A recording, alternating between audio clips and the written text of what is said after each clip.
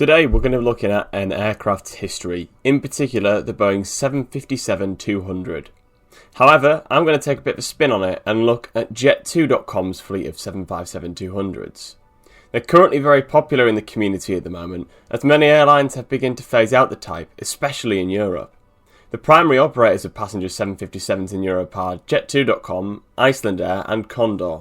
TUI, Thomas Cook, Monarch and even EasyJet in a single use case used to operate the type, but as the airframes grew older, we have seen them phased out at an astonishing rate in Europe, accelerated further with the onset of the pandemic in 2020. We're going to look into Jet2's current 757 fleet and some of the history behind these aircraft today. Jet2 currently has the oldest commercially operated Boeing 757-200, Golf Lima Sierra Alpha India, a 36.4-year-old Boeing 757. Now, I haven't flown on a 757 since 2016 when I came back from Croatia on a Jet2 plane, registration Golf Lima Sierra Alpha Golf, which was retired just a few years later. However, I do know some people who've flown on them more recently. I gave one of these people a call to get his expert opinion on the airframe. Hello mate. Hi mate, what's up? Do you know when you went away and I was banging on about that plane that you was on? Yeah, a little bit, yeah, why? Do you remember anything about the plane? No, not really. Plane's just a plane, isn't it, really? Yeah, despite my messages about how lucky my friend was to fly on one of these ageing beasts, he of course was not interested, as he's not interested in aviation as a whole, so his ride on the Ferrari of the skies was just a formality to get in the way before he could enjoy a cold beer in the sunshine. Of course, you always get the odd Facebook community armchair pilot coming around to say, "These planes should not be flying, they're too old." But of course, they have zero credentials in the industry, nor do they have any ideas on the maintenance or safety requirements involved in keeping older aircraft flying. I sometimes joke with them and say that I've dropped Jet2.com an email to let them know that Dave from Facebook says they must retire their fleet of multi-million-dollar aircraft because he reckons they are unsafe, but the joke usually falls on deaf ears. Anyway, I'm going to start with the history of a particular airframe in Jet2's fleet, Golf Lima Sierra Alpha November, which for this video we'll call Elsan for short. Now, Elsan is actually one of the younger 75s in the fleet, coming in at just 29.9 years old. It was delivered to Transavia Airlines on the 12th of April 1994. Transavia had a total of 8 757-200s and just 2 757-300s. Nowadays, they operate a fleet of 737 next generation airframes.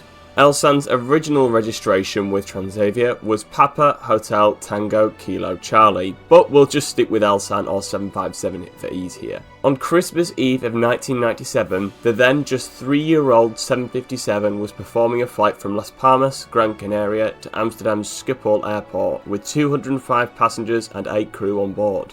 The aircraft was aligned for an ILS approach utilising the 757's autopilot at runway 19 right at Amsterdam, under gusty wind conditions. At 100 feet, the autopilot was disengaged to complete the landing manually. The 757 hit the runway hard, with the right gear first, then the nose gear on a crab angle. The nose gear doghouse broke free and rotated backwards, causing serious damage to the aircraft's electrical and flight control systems.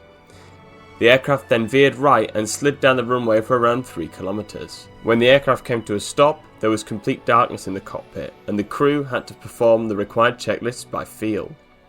The captain shouted to the cabin crew to evacuate, but the purser had not heard this command, and for a short time, crew instructed passengers to remain seated.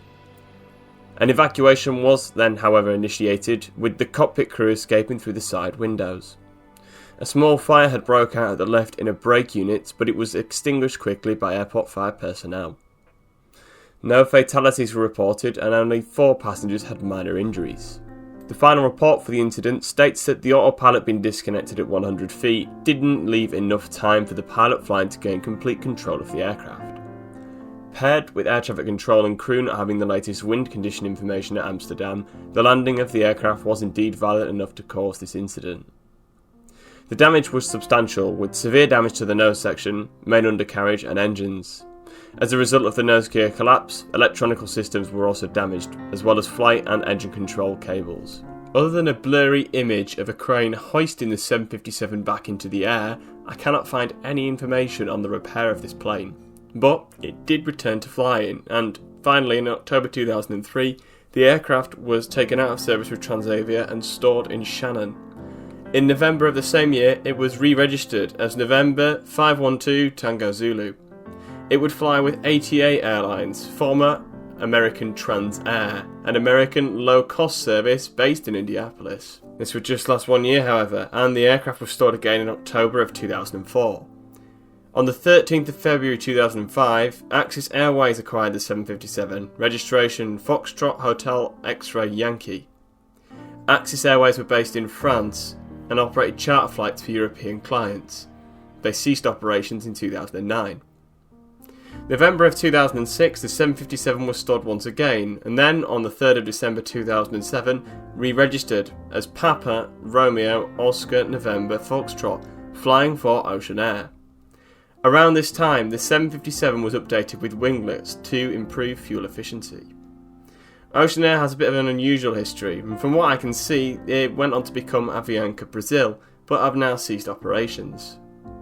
Ocean Air has the 757 for around 5 months before it was once again stored, then re-registered to Avianca themselves as November 635 Alpha Victor on the 17th of October 2008.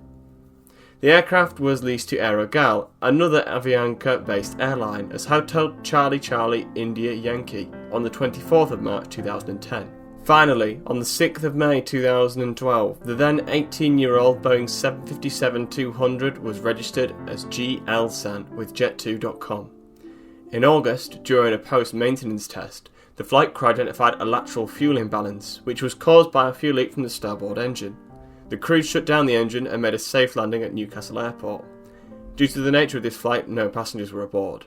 Jet2 operate 2 liveries, and Elsan was provided the Jet2 Holidays livery, originally inspired from the Allegiant Air livery from a leased 757. Jet2 chose to update their Boeing 757s with Collins glass LCD cockpits, which you may see reflected in video footage of the aircraft. One thing I notice a lot in videos of 757 cockpit landings is altitude callouts and GPWS warnings seem to have been updated. Take a listen to this video of a Transavia 75 landing and hear the classic altitude callouts. 50, 40, 30, 20, 10. Elsan was one of the Jet2 757s that was rated with ETOPS, allowing Jet2 to expand across the Atlantic, and Elsan frequently visited New York during winter months. For many years, the Jet2 757s were a staple of the fleet, and now with the airframes well into their 30s, they are slowly being phased out. With no real replacement available from Boeing, the airline has opted with the A321neo, and as more aircraft are delivered, more 757s are heading into permanent retirement. In fact, only 6 of the type remain, all based at Manchester Airport, usually performing flights to the Canaries, a popular route for Jet2. Now that you've heard the history of GLSAN, an almost 30-year-old aircraft, ask yourself, if you flew on this aircraft, would you realise its huge history? This is without even considering the memories this aircraft holds, and just think how many passengers it safely carried over its long career. If you have the opportunity to fly on one of these mighty aircraft before their retirement, I would highly suggest doing so. Jet2 apparently plan to phase these aircraft out by summer of 2025, leaving just Icelandair and Condor to frequent the UK airspace utilising the passenger 757 commercially. Dubbed the Ferrari of the skies, the 757 has one of the largest power-to-weight ratios of a commercially operated two-engined aircraft. At 0.341, the Concorde only beats this by a smidge, at 0.372. So my point being in this video is how aircraft can go through many different airlines, even incidents, and be upwards of 30 to 40 years old and still be used commercially. Most people flying on them would have no idea, and it's an absolute testament to the production of these machines and their maintenance regimes. If you did enjoy this video, please leave a like and a comment below, and we may choose to make a few more of these and maybe choose some different airframes which have been through an awful lot as well. And if you do get a chance to take a ride on one of these 757s, as I mentioned before, absolutely take that chance up. It's something that I'm going to be looking into over the next year or so. Thanks ever so much for watching, and we'll see you in the next one.